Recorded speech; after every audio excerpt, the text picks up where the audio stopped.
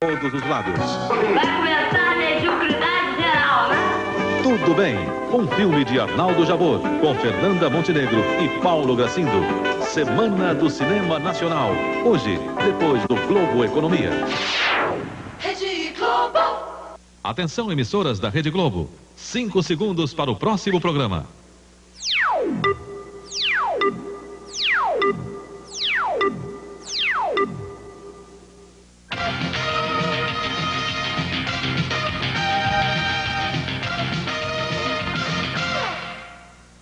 O Jornal da Globo começa agora com os assuntos que foram notícia nesta quarta-feira.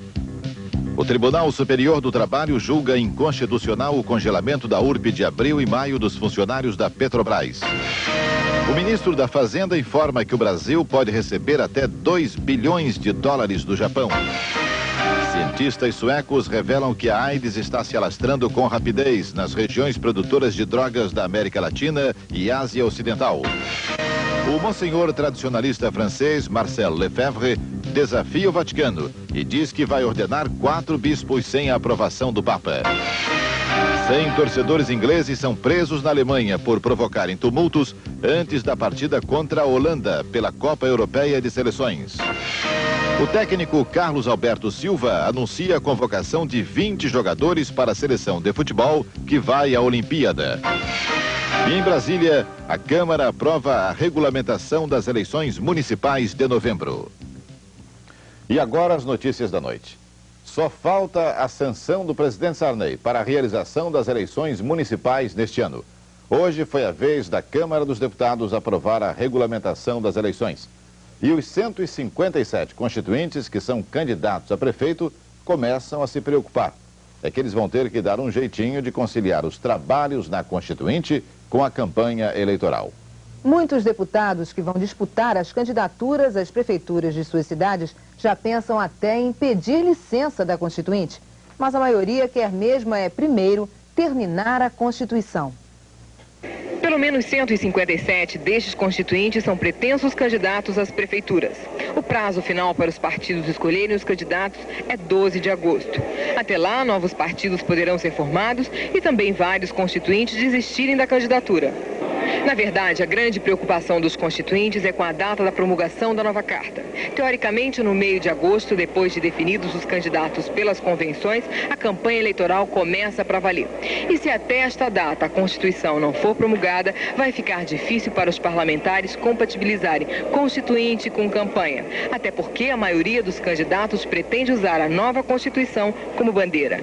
É uma das virtudes dos candidatos para prefeito constituintes, pois terão o que apresentar, toda a sua votação durante o período da Constituinte. Aqueles que forem disputar o pleito municipal deste ano devem se lembrar sempre que, além e acima de outros deveres partidários e políticos, está o dever de cumprir o mandato constituinte. Eu creio que uma solução que deve ser buscada por muitos constituintes, acredito que a maioria será obter uma licença. Eu acredito que esse será um caminho, tão logo comece efetivamente a campanha depois das convenções municipais. E a Constituinte aprovou agora à noite a criação da Advocacia Geral da União. O órgão que estava previsto tanto no texto do Centrão como no da sistematização vai disciplinar a defesa da União nas questões de dívidas do imposto de renda. Vai absorver algumas funções da Procuradoria-Geral do Ministério da Fazenda. O texto resultou da fusão de 2 emendas e foi aprovado por um acordo de lideranças. O funcionamento será disciplinado em lei complementar. O ministro da Aeronáutica, brigadeiro Otávio Moreira Lima, foi a primeira autoridade militar a comentar a decisão de hoje da Constituinte. O texto aprovado foi o do Centrão, que beneficia oficiais, suboficiais e sargentos caçados por motivos políticos. Os anistiados vão receber uma aposentadoria no valor a que teriam direito se estivessem até hoje no serviço ativo. Eu considero isso uma vitória do Congresso Nacional.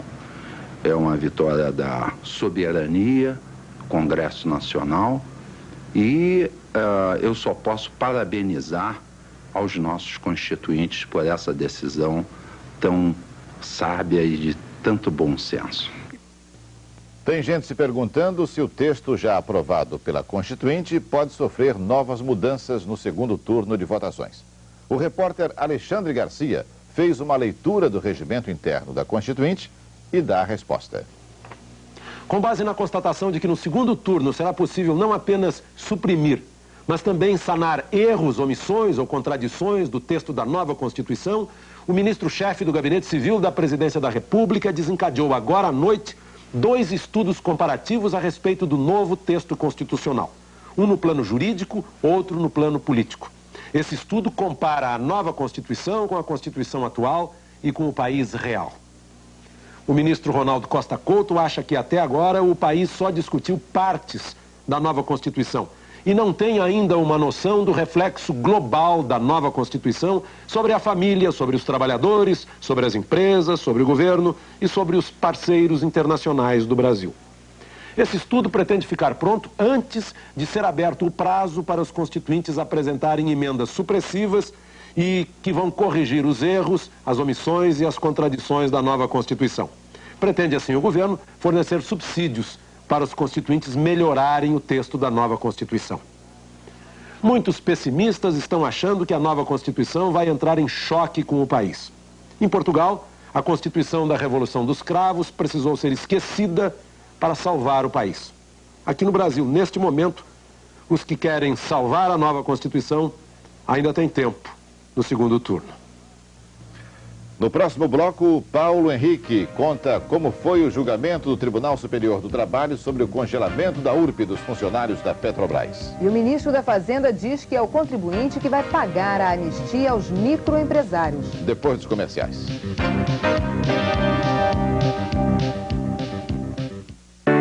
Este é o Vega, da Labo, a informática em seu estágio mais avançado. A exclusiva arquitetura do Vega permite atuar em vários ambientes operacionais, simultaneamente e numa única máquina. O Vega é o computador que a sua empresa vai usar nos anos 90, mas que você já pode ter aí, nos anos 80. Vega, da Labo, a performance dos anos 90.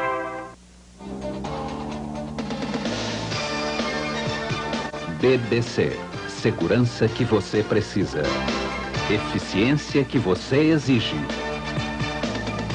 Força que garante seus investimentos. Agilidade para os seus negócios. BBC, o banco completo. BBC, Banco Brasileiro Comercial. O Banco Bom Companheiro. Senhores advogados, passem uma procuração para Olivia. Uma impressora com tipos grandes e pequenos, que faz contratos e petições e é compatível com seu micro. Doutor, coloque sua clínica em forma. Contrate a Olivia. Uma impressora moderna que imprime relatórios de seus pacientes, é compatível com seu micro e imprime folhas soltas. Olivia da Elebra, além de imprimir, impressiona.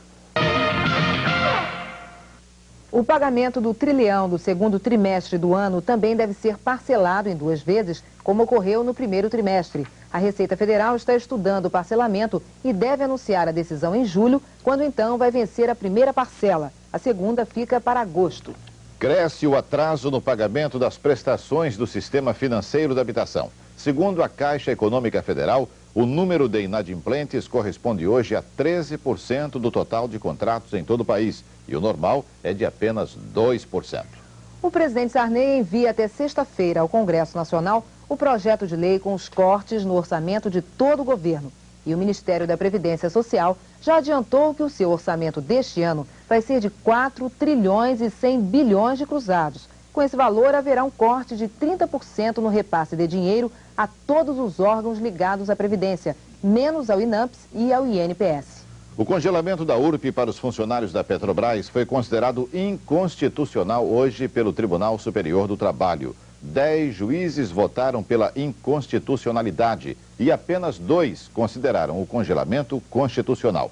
A decisão só vai ser homologada na segunda-feira porque um dos juízes pediu vistas do processo.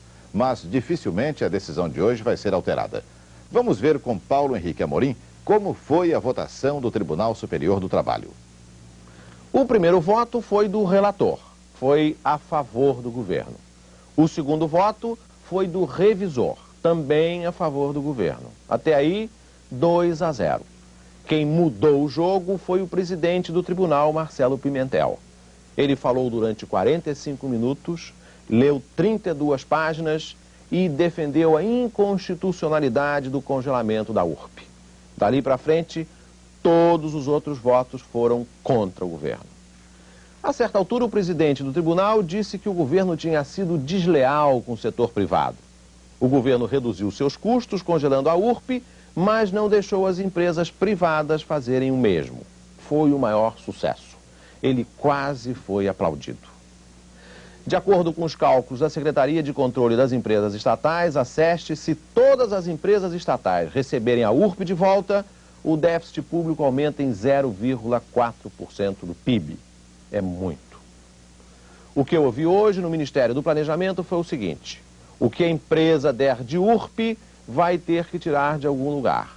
O governo não dá um tostão para a empresa estatal. A URP das estatais foi congelada numa reunião no Palácio do Planalto. A discussão estava acesa quando o ministro do Estado-Maior das Forças Armadas, o brigadeiro Camarinha, usou o argumento decisivo. Se congelar a URP das estatais, tudo bem. E agora? O Palácio do Planalto acaba de receber de presente de São João uma batata quente. O ministro da Fazenda, Maílson da Nóbrega, não quis comentar a decisão do Tribunal Superior do Trabalho. Ele prefere esperar até segunda-feira, quando será anunciada a decisão oficial. O ministro voltou a criticar a votação da anistia bancária para os microempresários pela Constituinte e disse que, se a anistia for aprovada, haverá aumento de impostos. Quer que seja o aumento de despesa provocado por uma decisão desse tipo, acarretará cortes noutras áreas ou aumento de impostos. Não existe almoço grátis. Quer dizer, o custo dessa anistia é da ordem de 10 bilhões de dólares. Esse é um número correto, levantado banco a banco. Ele é um custo que recai de forma mais grave nos bancos oficiais. E o ministro da Fazenda disse também que a redução da diferença de preços entre o álcool e a gasolina poderá não ser adotada no próximo aumento dos combustíveis, previsto para a semana que vem. O ministro participou de uma reunião no Palácio do Planalto com o presidente Sarney e o ministro das Minas e Energia, Aureliano Chaves, onde o assunto foi discutido. Mas o governo ainda não chegou a um acordo sobre como deve ficar a paridade de preços do álcool e da gasolina. Joelmir Betting. Bem, há duas coisas em jogo nessa mudança de paridade álcool-gasolina. O prejuízo da Petrobras na conta álcool e o encalhe da gasolina. Exatamente a gasolina que financia ou que segura os preços baixos do óleo diesel, do gás de fogão e do próprio álcool hidratado. Acontece que a mudança da paridade alivia o prejuízo da conta álcool, mas não evita o encalhe da gasolina.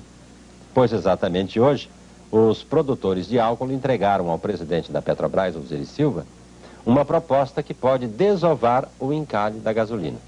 A mistura ao contrário, ou seja, 5% de gasolina no álcool hidratado e 5% de gasolina no óleo diesel. Os produtores de álcool garantem que o motor a álcool aceita até 10% de gasolina, assim, com casca e tudo, e o motor diesel até 15%. O objetivo dessa mistura ao contrário, ou na contramão: desencalhar a gasolina sem mercado, sustentar o atual perfil de refino por mais alguns anos e evitar ou reduzir a importação de óleo diesel. E claro, religar o sinal verde para a expansão natural do pró-álcool, sem chateação nem remorso. Você vai ver no próximo bloco o noticiário sobre a nova seleção brasileira de futebol. E o técnico Carlos Alberto Silva diz que o Brasil vai brigar pela medalha de ouro em Seul. Depois dos comerciais. Até já.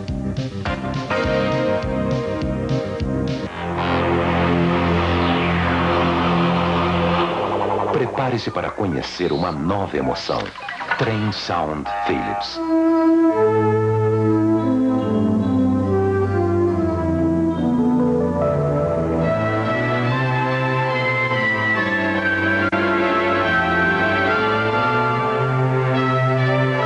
Sound Philips. Fiat 0 km. 55% de entrada e 6 vezes sem juros e correção monetária. O seu carro usado vale como entrada. Aproveite. Júlio, amigo velho! Armando? É você? Pois é, gostou? É, moderna, né? Escuta, você também é cliente do Banorte? Não, o meu banco é todo eletrônico. O Banorte também. Aliás, foi o primeiro a ser. Mas eu movimento minha conta em todo o Brasil durante 24 horas. No Banorte também. No Banorte, você tem todas as vantagens de um grande banco. Disse pro meu gerente que é amigo do cliente 197.200/6. Olha aqui, Armando. Amigos, amigos. Negócios. Banorte.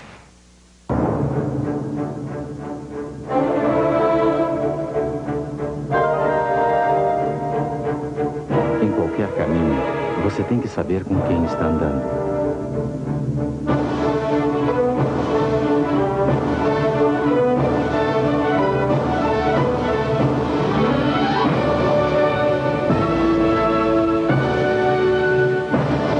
Com Pirelli você sabe com quem anda.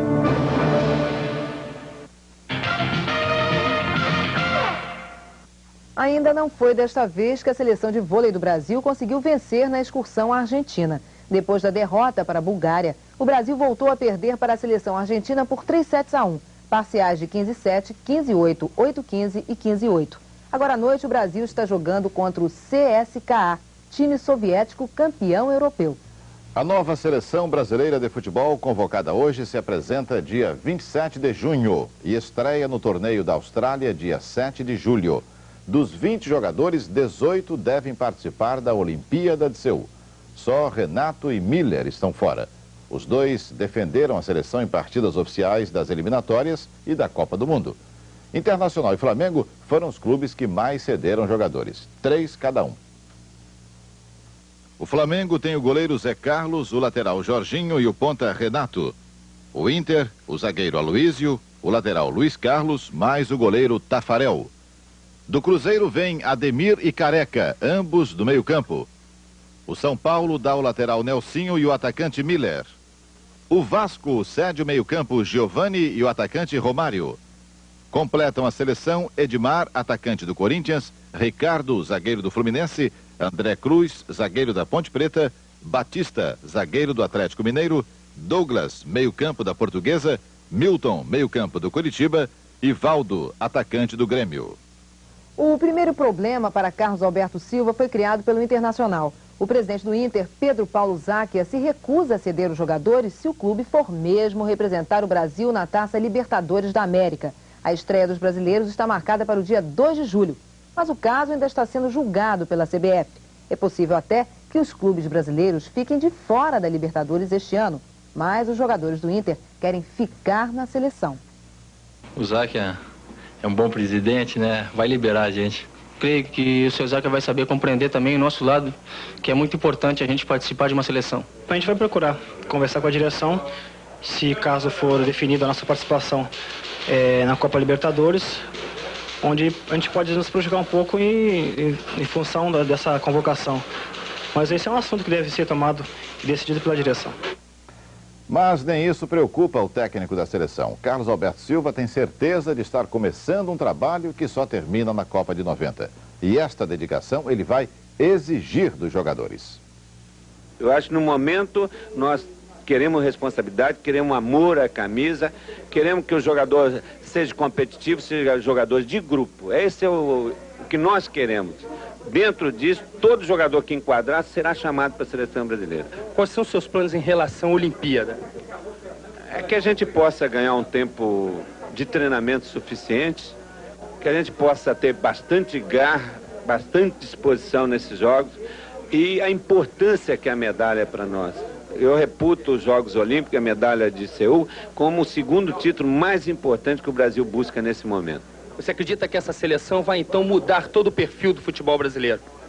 Nós queremos que, sem tirar a criatividade do jogador, que ele tenha uma vibração maior, que tenha uma participação de grupo e que se jogue feio, mas ganhe os jogos. Mas eu espero até 90 que o Brasil tenha 4 jogadores fora de série. Quais são os 4 que você vê com maior potencial? Eu espero que possa desenvolver até lá. Mas quais são os 4?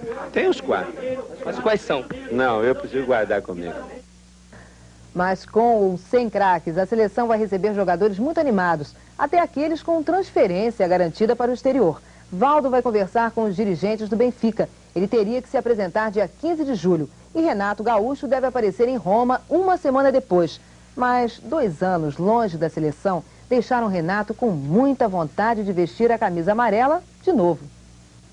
Eu acho que, acima de tudo, eu ponho o meu país, né? Então, eu vou ligar pro pessoal do Roma, falar para eles que, acima de tudo, eu vou querer disputar esses jogos pela seleção, porque, como eu já te falei, né, Denise, afinal de contas, eu acho que, como todo brasileiro, eu, como brasileiro, quero vestir a camisa da seleção e procurar fazer o melhor possível para o meu clube, para o meu país. Depois, pensar em termos de estrangeiro.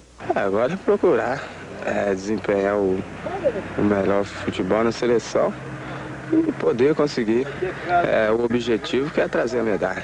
Fico muito feliz em ser lembrado novamente. Eu vou procurar de todas as formas mostrar o porquê que o Carlos Alberto confia e continua confiando em mim, e farei o máximo para ajudar bastante o Brasil nessa excursão e também na Olimpíada em Seul. Na boa convocação da seleção brasileira, a grande surpresa ficou por conta do técnico Carlos Alberto Silva. Ele usou pelo menos 2 argumentos muito curiosos para justificar a não convocação dos jogadores do Guarani, Ricardo e Evair.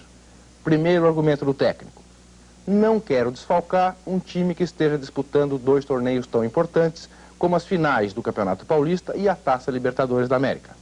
Acontece que, até onde se sabe, ainda não estão definidos os representantes do Brasil na Taça Libertadores da América. Segundo argumento de Carlos Alberto: não quero convocar os 2 porque eles estão negociados com o futebol italiano. Fui confirmar essa informação com o presidente do Guarani, Beto Zini, que, contrariado, confirmou, dizendo que Ricardo e Evair já estão negociados com o Bolonha da Itália por $2 milhões. Ora, pensem comigo, negociados por negociados, estão convocados Renato, Valdo, Douglas, Milton e até o André Cruz, que neste momento está vendendo seu passe na Itália. Eu não sei não, mas o Carlos Alberto Silva tem ligações históricas com o Guarani, onde foi campeão brasileiro em 78. E o presidente da Federação Paulista de Futebol, Eduardo José Fará, também foi dirigente do Clube Campineiro. Eu acho que tem bugre nesse mato. A polícia do Paraná prende mais uma quadrilha de traficantes de bebês. E na série do Jornal da Globo sobre Fernando Pessoa, hoje é a vez dos artistas e dos políticos. Os detalhes daqui a pouquinho. Aguarde.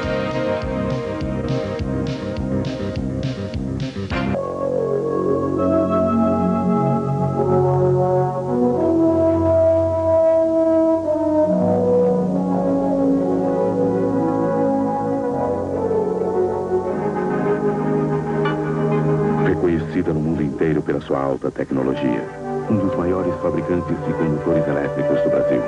Embrac, a caminho do futuro. Conquistar o espaço é só uma questão de tempo. Embrac, ligue essa força. Quem trabalha com engenharia precisa conhecer a Olivia. Ela imprime propostas, memoriais e cronogramas de obra. Tem carro largo e é compatível com todos os micros. Para tocar uma empresa e ter lucros, você precisa da Olivia.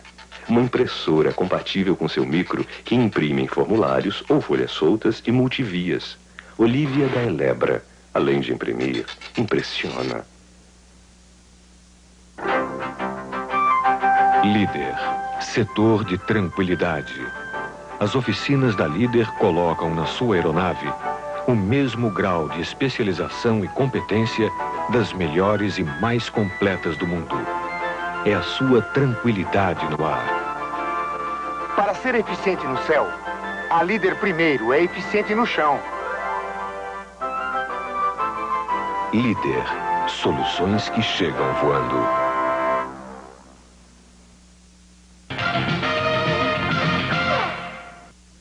A polícia do Paraná está perseguindo mais uma quadrilha que sequestrava crianças para adoção ilegal de estrangeiros.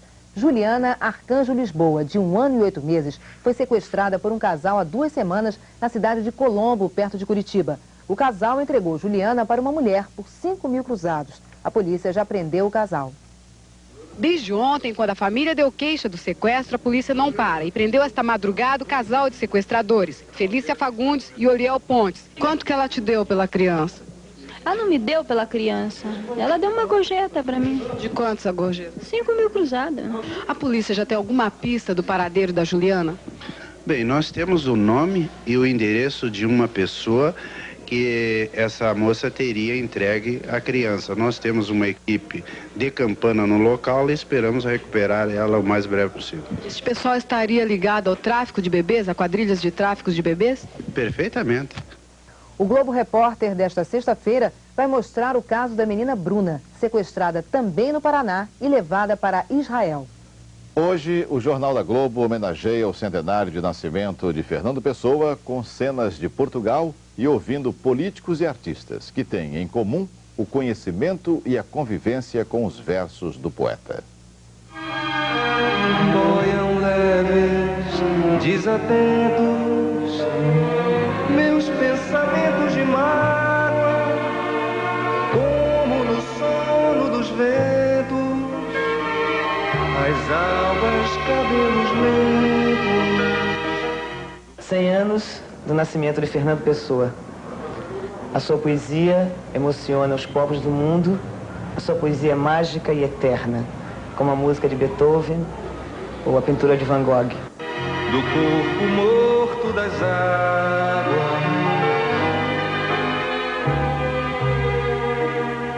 boiam como folhas mortas. A poesia é uma das formas também de se conhecer o mundo. Não é apenas que se conhece através de discursos científicos, racionais, mas se conhece também através da emoção. A poesia é uma delas.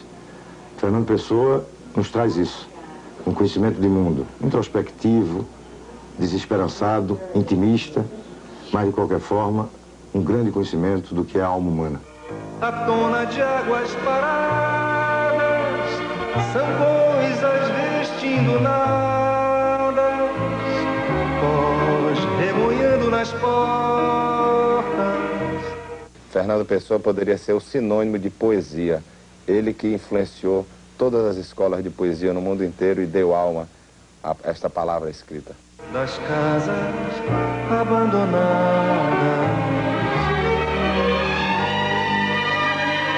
sono de ser sem remédio. Salvando-se as proporções, Fernando Pessoa foi maior do que Camões. Ele foi o supra-Camões, como ele próprio se definiu. Vestígio do que não foi, leve mágoa, breve tédio, não sei se para se flor. O fato de que Fernando Pessoa foi sempre considerado como se fosse um conservador e, na verdade, ao invés de ser um conservador, na sua captação do mundo, eu acho que ele foi progressista. Não sei se existe ou se dói. E não é de se amar até com loucura e devaneio um homem que pensa assim? Navegadores antigos tinham uma frase gloriosa: navegar é preciso, viver não é preciso. Eu quero para mim o espírito dessa frase, transformada a forma para casar com o que eu sou. Viver não é necessário. O que é necessário é criar. Palavras ditas, pensamento desenvolvido há 100 anos atrás. Vai longe esse tempo. Passa uma borboleta por diante de mim. E pela primeira vez no universo, eu reparo que as borboletas não têm cor nem movimento. Assim como as flores não têm perfume nem cor. A cor é que tem cor nas asas da borboleta. No movimento da borboleta, o movimento é que se move. O perfume é que tem perfume no perfume da flor. A borboleta é apenas borboleta. E a flor é apenas flor. Um guardador de rebanhos. Alberto Caeiro. Bem, o Jornal da Globo fica por aqui. Uma boa noite para você. Boa noite para você e até amanhã. ZYB 850, Rede Globo, São Paulo. Amanhã, 7 horas. Bom dia, Brasil.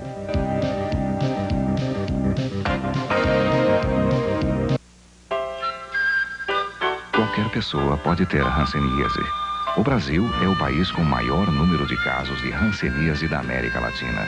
Mas isso pode mudar. Percebendo qualquer sintoma, procure o serviço de saúde. Os serviços de saúde devem estar aptos a reconhecer os primeiros sintomas. Nada de medo, vergonha ou preconceito. Hanseníase é doença séria, mas tem cura. Hanseníase. Vamos acabar com essa mancha no Brasil. Globo Economia. Oferecimento Supermicros Edisa, tecnologia, desempenho e compatibilidade.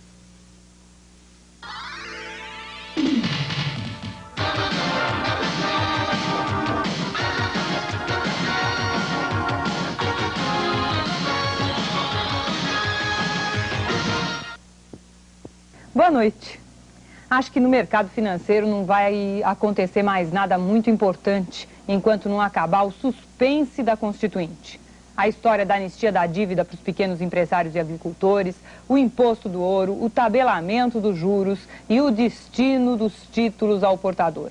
São 4 assuntos que, dependendo da Constituinte, podem mudar o mercado financeiro da água para o vinho, de um dia para o outro. Os banqueiros continuam trabalhando meio calados em seu lobby junto aos parlamentares. Que eles estão trabalhando, eles estão. Cada um dos grandes bancos tem uma ou mais pessoas de plantão permanente no Congresso Nacional. Mas depois do susto do tabelamento dos juros e agora com a ameaça da anistia, os banqueiros preferem não fazer muita propaganda desse seu lobby. Eu conversei hoje com uma pessoa que passou o dia inteiro ontem em Brasília. E essa pessoa diz que a anistia da dívida dos pequenos empresários e agricultores preocupa e muito. Essa pessoa voltou de Brasília com a impressão apenas de que a Constituinte vai voltar atrás na questão do tabelamento dos juros e do imposto sobre o ouro. O ouro voltaria a ser considerado um investimento e deixaria de ser uma mercadoria para efeito de tributação. Parece também que existem chances de que a emenda que acaba com os títulos ao portador seja derrotada. Tudo feeling apenas de uma pessoa que conversou com vários constituintes e que torce pelos bancos. O diretor de crédito imobiliário de um dos maiores bancos do país lembra que o governo já concedeu uma outra anistia que não está sendo paga por ninguém. É a anistia do sistema financeiro da habitação. A prestação segue o salário, que sobe menos do que a dívida. O governo ficou de pagar essa diferença com o dinheiro do FCVS, que é o Fundo de Compensação da Variação Salarial. O compromisso era pagar essa diferença aos bancos em 48 prestações. Há 1 ano e meio, os bancos não recebem um tostão sequer do FCVS. É uma espécie de anistia que os bancos dizem que virou um prejuízo para eles. O que eles dizem também é que eles acabam descontando esse prejuízo em outros setores da sua carteira de crédito. Um dia sem grandes oscilações no mercado financeiro. A taxa do overnight continuou como ontem, em 24,2%. O dólar no paralelo subiu, mas subiu menos, 0,77%. Hoje o dólar deu o mesmo rendimento do overnight. Foi vendido em São Paulo e no Rio por 260 cruzados, 2 a mais do que ontem. O dólar oficial vai ser vendido amanhã por 178 cruzados e 43 centavos. O ouro subiu 59 cruzados e fechou na bolsa cotado em 3.643 o grama. E as bolsas de valores subiram 2% em São Paulo e 4,1% no Rio. Está aumentando a procura por financiamentos para a casa própria. Um banco com presença importante nesse setor aumentou em 50% a quantidade de engenheiros de que ele dispunha só para fazer avaliações de imóvel. Só em maio ele contratou o mesmo número de engenheiros que ele tinha contratado nos 4 primeiros meses do ano. A demanda não aumentou exatamente de forma explosiva, mas sem dúvida ela começa a ficar mais aquecida, principalmente no setor de construção de prédios residenciais, e isso em todo o Brasil. A procura é maior na faixa de imóveis com preço de 9,5 milhões de cruzados e financiamentos em torno de 6,5 milhões. Nesses casos, a renda exigida, nunca é demais lembrar, é meio alta. Uma renda de 270 mil por mês, com uma prestação inicial de cerca de 94 mil cruzados. Parece que o governo vai mesmo tentar consertar a conversão informal da dívida, consertar ou legalizar essa conversão. A diferença entre câmbio negro e câmbio oficial está em 46%. E parece que a maior demanda vem mesmo da conversão da dívida feita por baixo do pano. O governo não vai acabar totalmente com ela, mas vai tentar dar um jeitinho para que o dinheiro passe todo pelo Banco Central. Aí, o preço do dólar um dia acaba baixando, mas só quando isso acontecer mesmo. E não se tem a data certa por enquanto. Uma boa noite para você e até amanhã. Globo Economia. Oferecimento Supermicros Ediza, tecnologia.